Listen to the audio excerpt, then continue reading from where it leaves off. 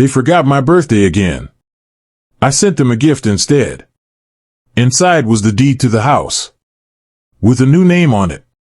Their faces when they opened it still make me smile.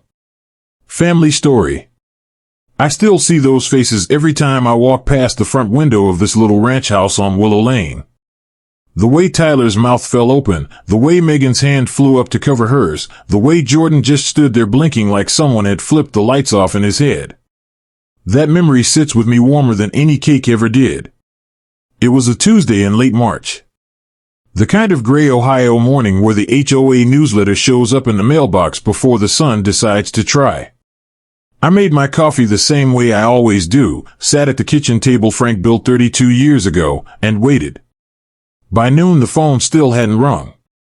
By 3 I had checked the front porch twice. By 5 I was standing in the driveway looking at the empty street like maybe they had just gotten stuck in traffic from the next town over. They hadn't. Tyler lives 12 minutes away in the new subdivision with the big stone signs and the rules about what color your front door can be. Megan is 23 minutes if the highway is clear. Jordan is right here in the same zip code, renting a place above the old hardware store downtown. None of them called. None of them texted. No card, no flowers, no awkward "Hey mom, happy birthday, sorry it's late" the next morning the way they did last year and the year before that. I am 64 years old. I have lived in this house since the day Frank and I signed the papers and carried our first boxes across the threshold. We paid it off the year after he retired. The kids grew up in these rooms. They scraped their knees on this driveway. They learned to ride bikes on this quiet cul-de-sac while I stood on the porch with a glass of iced tea and the neighbor's dog barking at every squirrel. When Frank died 5 years ago, the house became the only thing that still felt solid. I kept the lawn edged the way he liked it. I paid the HOA dues on time even when the board started arguing about whether people could put up basketball hoops.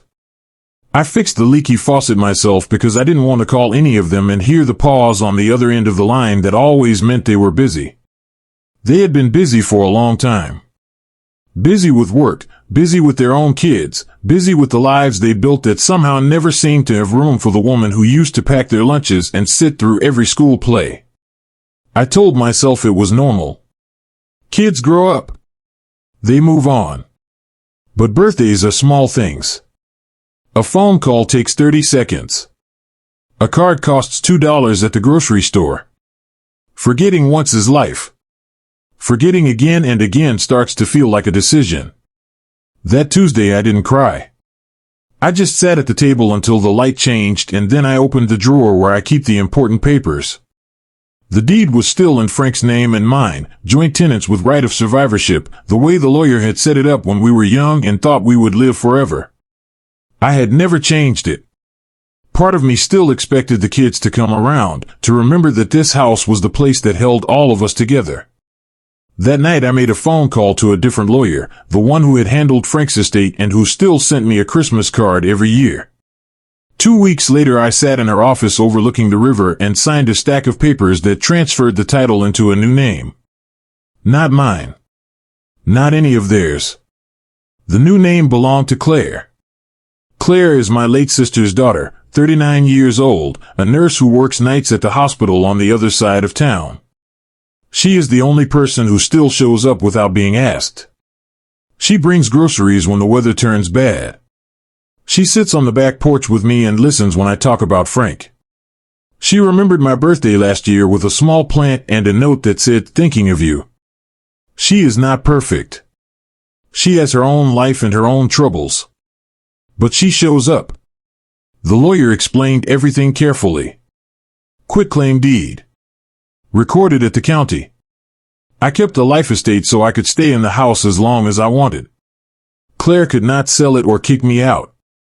But when I am gone, the house will be hers, free and clear, no arguments, no court battles, no one trying to force a sale so they can split the money 3 ways and move on. I paid the recording fees out of the savings account I had been building for a new roof. It felt clean. It felt quiet. I waited until the paperwork came back stamped and official. Then I went to the craft store and bought a plain white gift box, the kind people use for sweaters at Christmas. I printed a clean copy of the recorded deed, folded it once, and laid it inside on a piece of tissue paper. On top I set a short note written in the same handwriting I used to sign their permission slips when they were little. Happy birthday to me. I hope this helps you remember. Love, Mom. I drove the box over to Tyler's house myself on a Saturday morning when I knew they would all be there. Megan's car was in the driveway. Jordan's truck was parked on the street.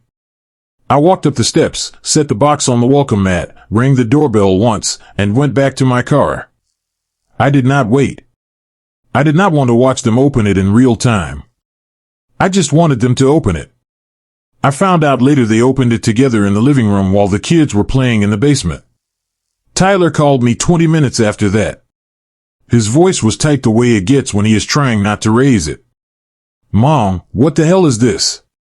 I told him exactly what it was. The silence on the other end lasted long enough that I thought the call had dropped. Then Megan got on the phone. She was crying. She said things about family and betrayal and how could I do this to them. Jordan never took the phone. He just sat there, according to Megan, staring at the paper like it might change if he looked hard enough. They came over that afternoon.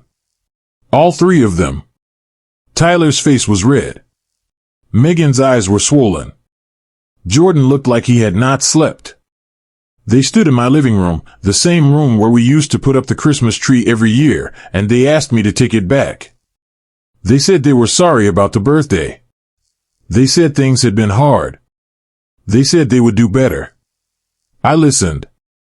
I poured them coffee the way I always had.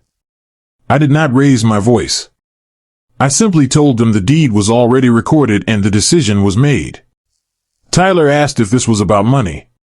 I told him it was never about money. Megan asked if Claire had put me up to it. I told her Claire did not even know yet. Jordan finally spoke.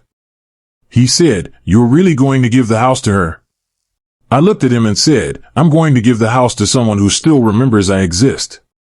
They left after that. No slammed doors. Just the quiet sound of 3 cars starting and pulling away from the curb. I stood at the front window and watched them go. Tyler's hands were tight on the steering wheel. Megan was wiping her face. Jordan just stared straight ahead. Those faces stayed with me long after the street was empty again. Claire came by 2 days later with takeout from the Chinese place I like.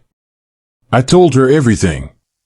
She cried a little and then she hugged me harder than anyone had hugged me in years. She said she would never sell the house while I was alive and that she would keep the porch light on the way Frank used to. I believed her. The kids still live nearby. Tyler's wife sends a group text every few months asking if I need anything. Megan drops off a plant sometimes and leaves it on the steps without ringing the bell. Jordan has not come back. I do not chase them. The house is quiet most days. The HOA still sends its little newsletters. The maple tree in the front yard still drops its leaves all over the sidewalk every October. I rake them myself. Sometimes in the evening I sit on the porch with a cup of tea and think about that white gift box and the way their faces changed when they realized the name on the paper was not any of theirs. It does not make me feel cruel. It does not make me feel powerful.